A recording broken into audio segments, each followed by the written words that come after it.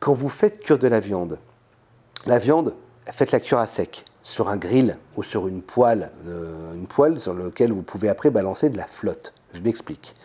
Quand on cuit sa viande, à haute température, vous avez une réaction qui va se faire au niveau de la viande et au contact avec la poêle.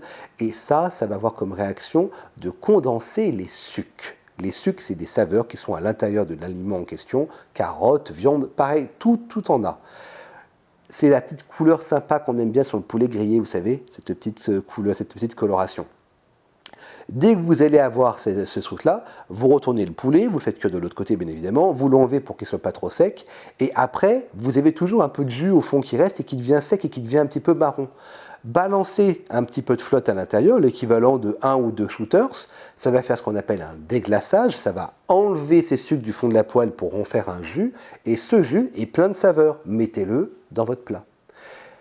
On ne met pas la peau du poulet quand on le cuit, parce que j'en vois certains là qui vont le faire. On ne met pas de peau de poulet à l'intérieur de sa cuisson. Voilà, parce que la peau est super grasse d'un poulet. Qu'est-ce qu'il y a d'autre comme astuce à savoir en cuisine? Le mieux est de cuisiner un maximum le week-end. Cuisiner tout ce qui devrait être cuisinable à l'avance. Mon riz, par exemple, quand j'ai du riz, je cuis mon riz, j'en cuis quasiment 500 grammes, plus les 480 grammes de flotte, ça fait un truc genre... ça fait plus, 480, on s'en fout. Ça fait une grosse plâtrée de riz que je vais laisser au frigo. Il est déjà prêt. Comme ça, pas besoin de le faire cuire au dernier moment. Pour ceux qui ne savent pas cuire du riz à la casserole, c'est pas grave, ça s'apprend. On l'apprend à tous les gens en Asie depuis qu'ils sont gamins.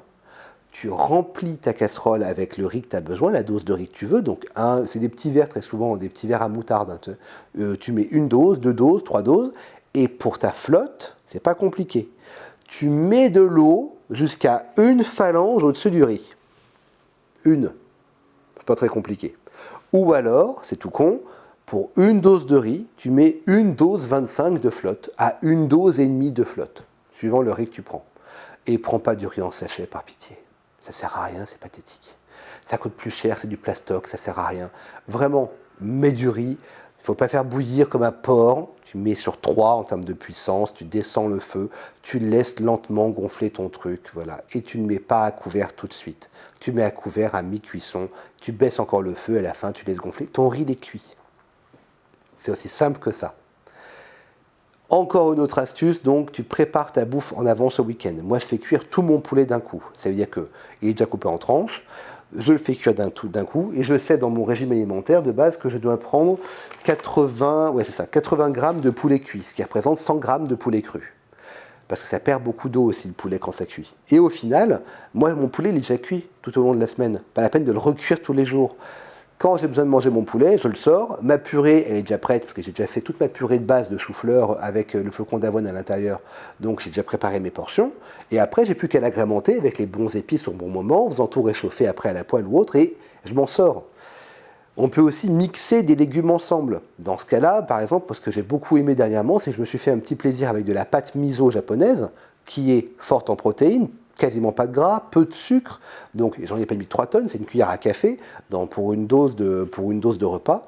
Et cette pâte miso que j'ai achetée, je l'ai mélangée avec ma purée de chou-fleur et avec des poivrons typés italiens.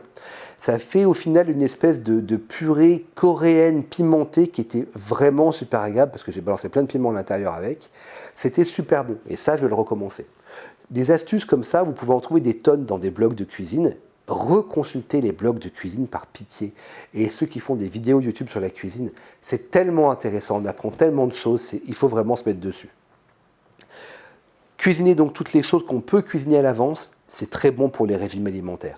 Congeler, mettez au frigo derrière, c'est génial, c'est déjà prêt.